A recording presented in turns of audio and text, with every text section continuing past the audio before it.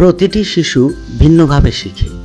Autism, down syndrome, ADHD, শ্রবণ বা দৃষ্টি প্রতিবন্ধকতা, শেখার প্রতিবন্ধকতা, এই ধরনের শিশুদের বোঝার এবং যোগাযোগের অনন্য উপায় রয়েছে। অটিজম আক্রান্ত একটি শিশু ভিড় কোলাহলপূর্ণ শ্রেণীকক্ষে লড়াই করতে পারে, কিন্তু একটি শান্ত সুগঠিত পরিবেশে সে সুন্দরভাবে শিখতে পায়। প্রশিক্ষিত শিক্ষক এবং থেরাপিস্ট।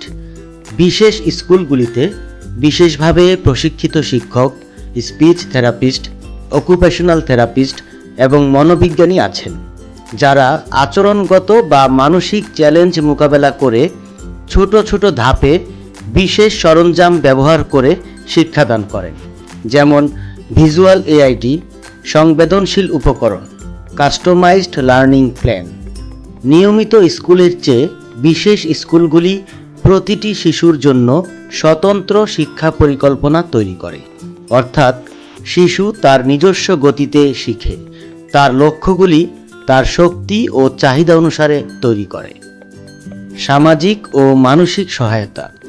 বিশেষ স্কুলগুলিতে শিশুরা গ্রহণ করা, বোঝা এবং কোনো কিছুর প্রতি সমর্থন করা বোধ করে। তারা এমন শিশুদের সাথে বন্ধুত্ব করে যাদের একই রকম চ্যালেঞ্জ থাকতে পারে। এটি আত্মবিশ্বাস, আত্মমর্যাদা এবং যোগাযোগ দক্ষতা তৈরি করে। স্বাধীন জীবনযাপনের দক্ষতা।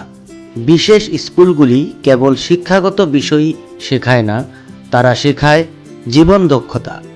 এই দক্ষতাগুলি খেলাধুলা এবং অন্বেষণের মাধ্যমে লালিত হয়, যেমন দাঁত ব্রাশ করা, টাকা ব্যবহার করা, শব্দের প্রতি সাড়া দেওয়া, হাত চোখের সমন্বয়, অঙ্গভঙ্গির মাধ্যমে চাহিদা প্রকাশ করা।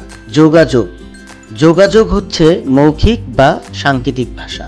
দেখো বলটা লাল, বলটা গড়িয়ে দাও। দেখো শিশুর দৃষ্টি আকর্ষণ করে। বলটা লাল একটি নতুন শব্দের সাথে পরিচয় করিয়ে দেয়। বলটা গড়িয়ে দাও কাজকে উৎসাহিত করে। আত্মযত্ন। নরম খাবার খেতে আঙ্গুল ব্যবহার করা, নিজের বোতল বা কাপ ধরে রাখা, নিজেই নিজের মুখ মোছা, নিজের পোশাক পরতে চেষ্টা করা, নিজের সাহায্যে হাত ধোয়া। সামাজিক দক্ষতা।